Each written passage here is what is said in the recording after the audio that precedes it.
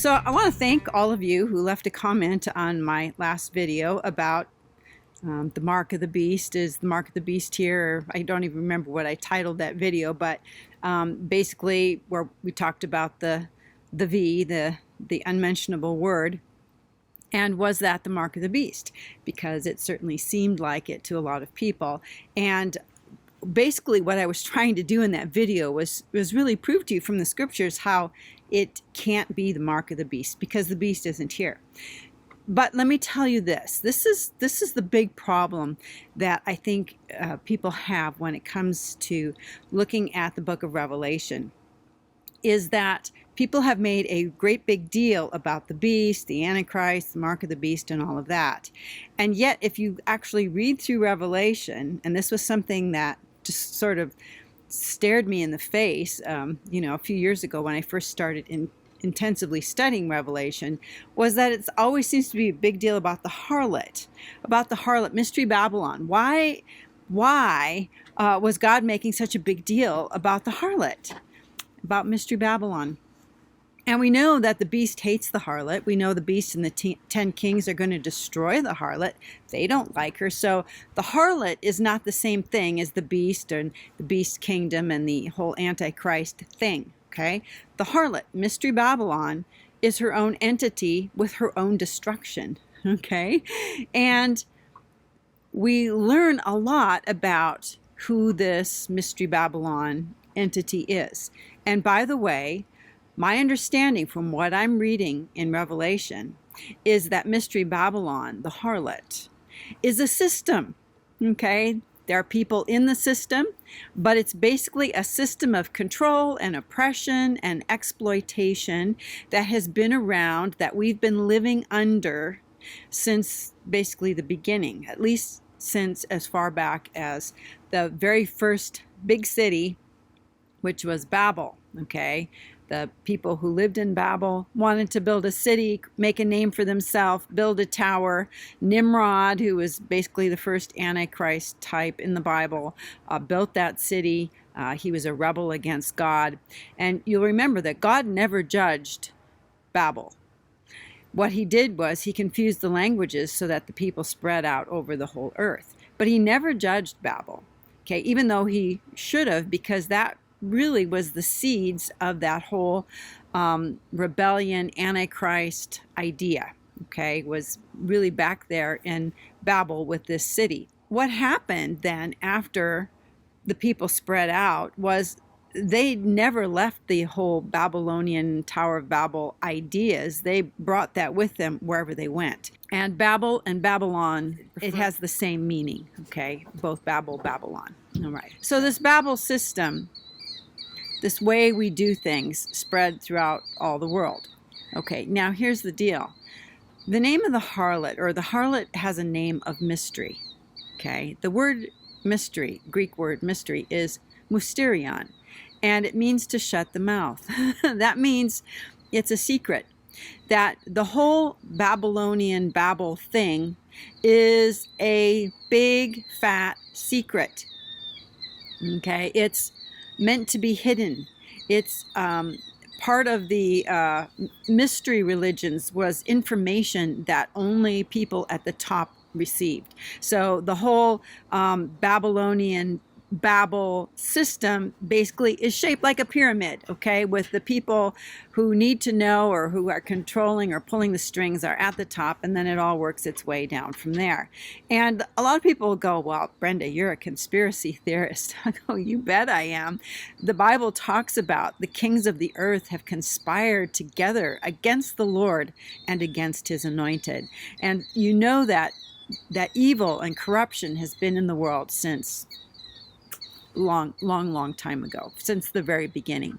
So the harlot, and by the way, spiritual harlotry is whenever you depart from God. Okay, so harlotry, there are idols of gold and silver and stone, and then there's other kinds of idols where you want success, or you want riches, or you want something more than you want God. All of that's a kind of idolatry.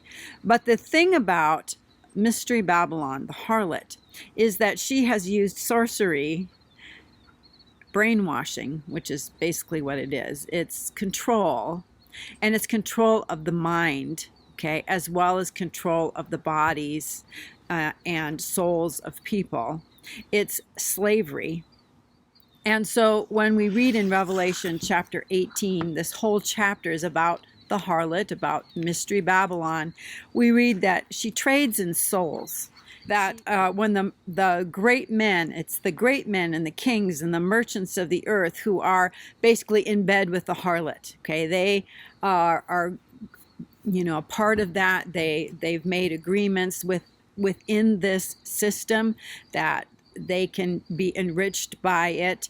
And in Revelation 18:15, when it's talking about the destruction of the harlot, or the destruction of this system, okay, it says that there's all kinds of things that nobody's going to buy anymore, and it lists all these expensive things, and then it goes down to cattle and sheep and horses and chariots and slaves, that is, human souls. And by the way, we're enslaved to the powers that be. We are not free people. I don't know if you've noticed that. They try to give you the illusion of freedom, but it isn't really there, because anytime you go contrary to whatever it is that is the thing, you're going to be marginalized or persecuted. So the harlot is a system of control, and it's a system that operates in secret. It's a secret system. It's mysterion. It's a shut the mouth system. It's a secret society system. It's the stuff that goes on behind closed doors that you're not allowed to know. And it controls every aspect of life on this planet, for the most part. Controls the money, controls the governments. It's above what we think of as being governments, kings, presidents, and so on. They are merely pawns in this larger game that's being played. So the jab that people think of as being perhaps the mark of the beast, it's not. The harlot is the one who is creating this. The Babylonian system, which is the system that's in operation right now. It's the one that we see right now. And before the beast is going to begin to rule in his kingdom, because he's a king, before he begins to rule in his kingdom, he's going to destroy this system. He's going to take parts of it that he wants, the technology or whatever. He's going to use that, but the people who've been involved in it, the way it's been run, all of these millennia, how all this has been done is going to totally change. And instead of being secret, which most of this is done in ways and places with people you have no idea who they are, this is all going to be brought out in the open. Okay, so the beast and the 10 kings hate the harlot. They hate this system, and they're going to destroy it. Okay, now this harlot system is not the beast system. There is no beast system. It's a beast kingdom, and he's got rules, and he's got ways he's going to do things, and he's a person. He's a king. He's the 7th king. Okay, so the 7 mountains on which the woman sits are 7 kingdoms and 7 kings. 5 of the kings have fallen, 1 is, and 1 is to come. And when he comes, he must remain only a little time, and then he's going to die. Okay, he's going to come back to life again, and he's going to be the 8th king and Antichrist, or beast, the beast from the sea, the beast who resurrects from the sea of death. So what we're living in right now is the harlot system. Now, what's really interesting is that God never condemns anyone who's a part of this harlot thing, who's under the control of the harlot, never condemns any of those people to the lake of fire. There's this voice that comes from heaven that says, "Come out of her, my people, lest you take part in her sins, lest you share in her plagues." Okay, for her sins are heaped as high as heaven, and God is going to visit the harlot, the Mystery Babylon entity, and destroy the system and all the people who are part of the system and all the systems within the system. Okay, we're talking banking, military, all kinds of things that are part of that bigger conspiracy which has been around since at least the Tower of Babel. But no believer is doomed to the lake of fire. All their, if they don't come out of Babylon, when Babylon is destroyed, well, you might die too. Okay, and that's pretty much it. It's come out of her, my people, lest you take part in her sins, lest you share in her plagues. Now, the story is different when we're talking about the beast. If you take the mark of the beast or the number of the beast, or you worship the image of the beast, or have anything to do with any of that, you're going to be thrown into the lake of fire. So the beast is different than the harlot, okay? And the one is a system of control that's been around, that everybody is subjected to, which is why there's no lake of fire punishment for that, because we don't have control, okay? We really don't. There are others who are controlling us. I mean, we do have control in the choices that we make, but a lot of what we believe comes as a result of the sorceries of the harlot. Okay, and it says in Revelation 18, the last part of verse 23, for thy merchants were the great men of the earth. You could think like Bill Gates and the Soros and a bunch of other people. They're the great men of the earth.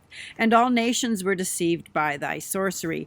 Okay, now a lot of people go, well, that's pharmakia. That must be drugs, okay, because that's the Greek word that we get our word for drugs.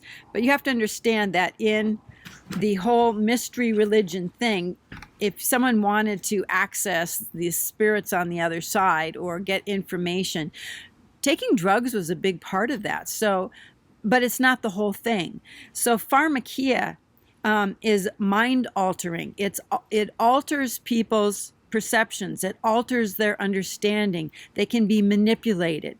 And that's what this system does. And basically, people want to call the New World Order the beast system, but it's not. The New World Order is a system that's in place right now, okay, and it's going to be coming out into the open. It's been secret. It's a mysterion, okay, and it's the one that is calling the shots right now. When the beast comes on the scene, that is not the New World Order, okay? The beast is going to destroy the New World Order, which is really the Old World Order. So the confusion here is because people don't understand that the harlot or the mystery Babylon is not the same thing as the beast, okay, or the false prophet, or the beast from the land, the second beast, or the beast from the sea, the first beast. The harlot is totally different, okay, and it has a separate destruction. And we can know when the harlot is going to be destroyed, when the New World Order system is going to come crashing down. I don't even think they know that it's going to come crashing down, because according to Revelation, their attitude is, a queen I sit, I'm no widow, mourning I'll never see. But what the Bible tells us is that her plagues are going to come in a single day, in a single hour, okay, on a predetermined day. Now, if we want to know when the harlot New World Order is going to be destroyed and this new beast kingdom is going to come into play, there is a scavenger hunt that you have to go on in the scriptures. And it's the way you find out who the harlot is, okay, when she's destroyed, and really how many people are part of that are going to be destroyed. You have to do a little scavenger hunt in the book of Revelation. Now, people will listen to me, especially if they're new to my channel. And by the way, if you're new to my channel, welcome. I'm really glad you're here. I don't teach Revelation the way you've ever heard it before. I've never heard it this way before. So I don't blame you if you get a little confused along the way. But I hope that you can follow some of this stuff that I'm saying. It's all in the Bible, okay? It's all there. I'm not like, trying to make things up or anything like that. And I realize that a lot of people have different viewpoints. There are people who think the harlot, for example, is Jerusalem or Israel or, the Jews. But when we do the scavenger hunt through the book of Revelation, we'll discover that that isn't the correct answer. Israel and Jerusalem they've played the harlot, okay, but they are not Mystery Babylon, okay? They are not the secret society that has, controlled everything in the world. Now, A lot of people will say, oh, yes, they have. And I'm going to say, oh, no, they haven't. Because this system, Babylonian, Babel, Nimrod system, has been around since the beginning, okay? Before Israel even existed, before there were Jews. There weren't even any Jews. So we're not going to lay it at the feet of Jews or Israel or Jerusalem. Some people will say, well, Mystery Babylon or the harlot is an American city, or it's the United States, or whatever. It's important to recognize that Babylon is a city, okay? But it's a city that the whole world is this city, okay? Because the people who were dispersed from the original Babel went everywhere. And we read that the harlot sits on many waters, with whom the kings of the earth have committed fornication. And in chapter 18, verse 3, that all nations have drunk the wine of her impure passion.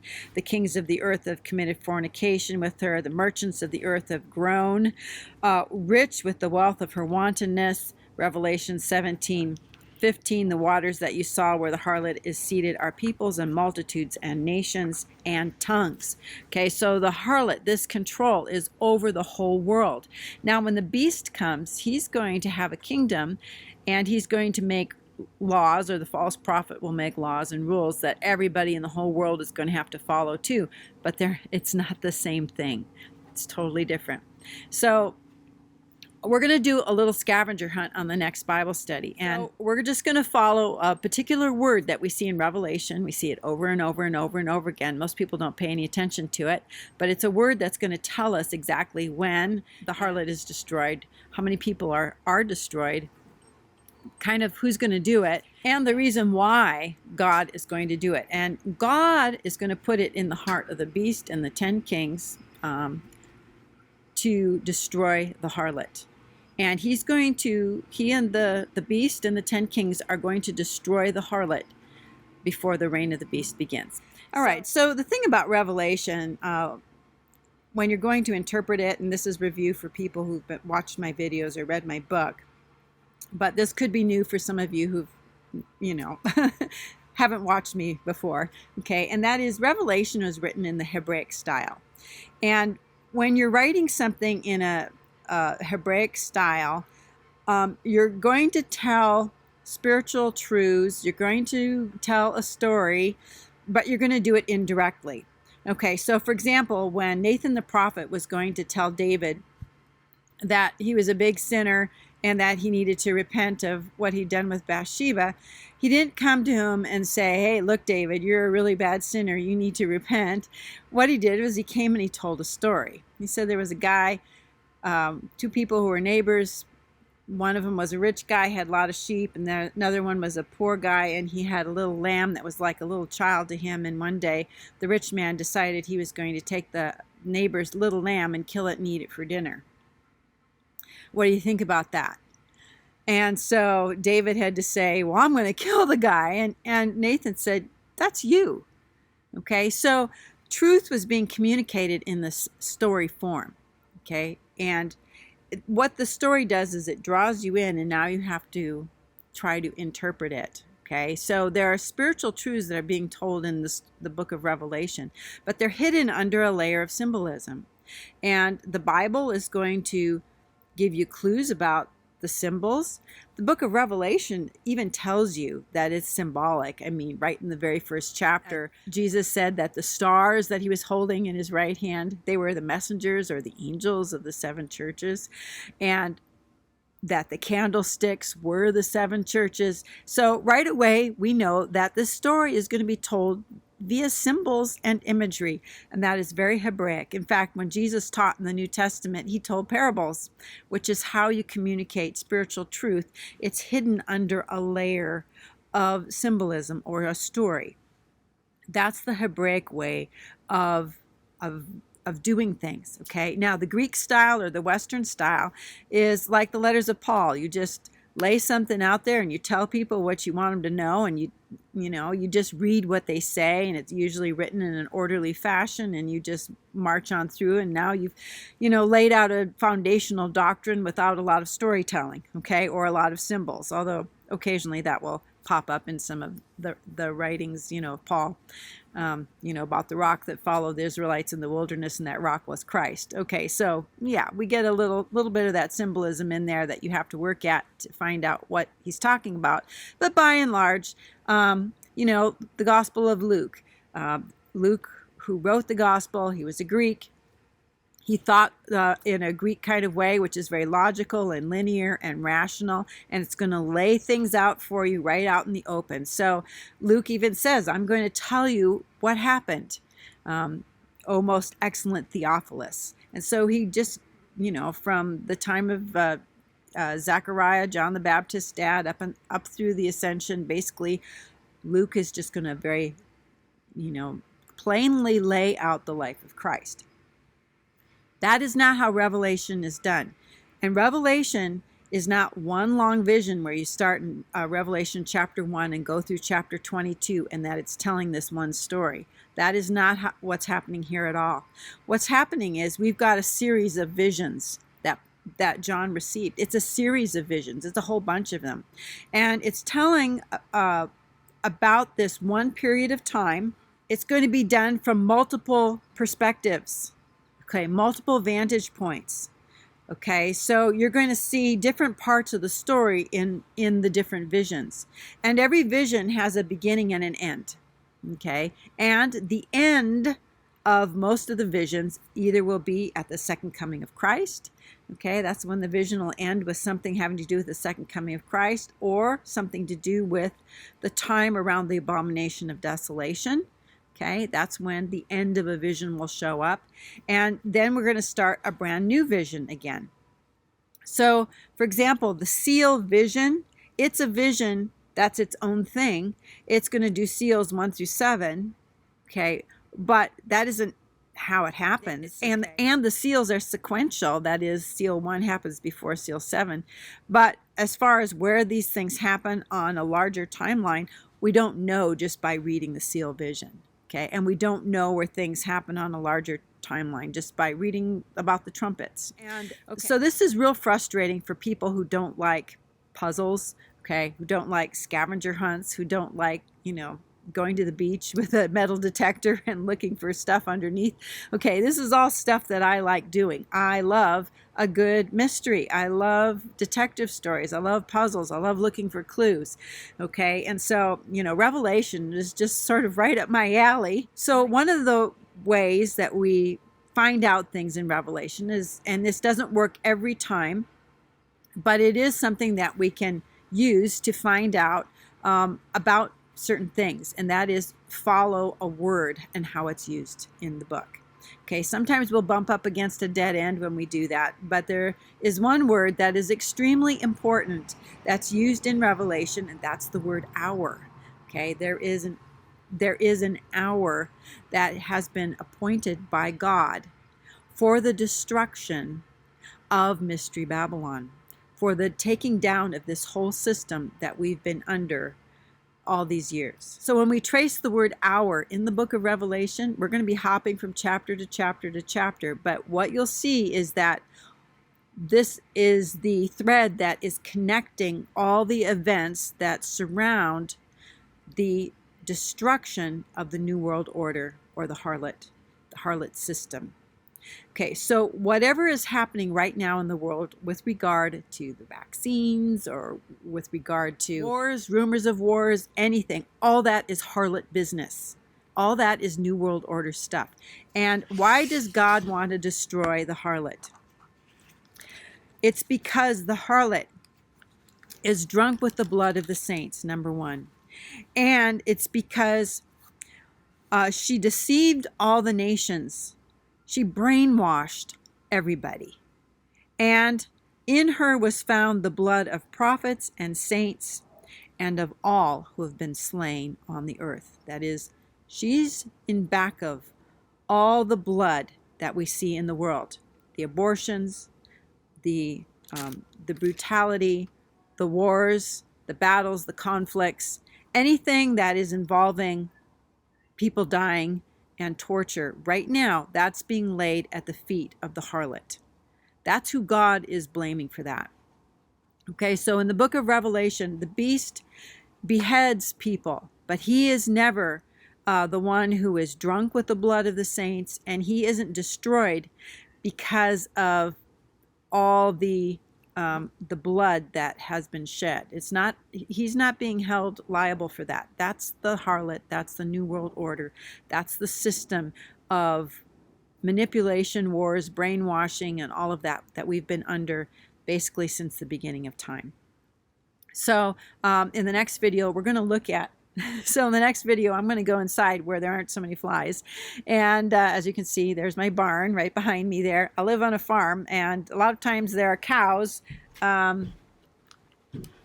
you know, right in that little pen back there. And right, they're out in the field right now. But if you live on a farm, you got flies. You got to make peace with two things on a farm. One of them is flies, and the other is poop. A lot of poop on the farm. So in the next video, we're going to take a look at the harlot. We're going to follow that word "our," and we're going to learn so much about who she is, what she's done, and how she's going to be destroyed. And to me, it's one of the most interesting and exciting parts of Revelation. And for me, when I followed this word and was able to discover who the harlot, who Mystery Babylon is, and that she's totally separate from the beast. Okay, the beast hates her. The harlot actually rides the beast. The beast is in subjection to the harlot, okay, until he throws her off, till he destroys her, and then he can be his own man. And that's what he's looking forward to. Anyway, we'll see you on the next video. Till then, I pray you'll have a very, very blessed day.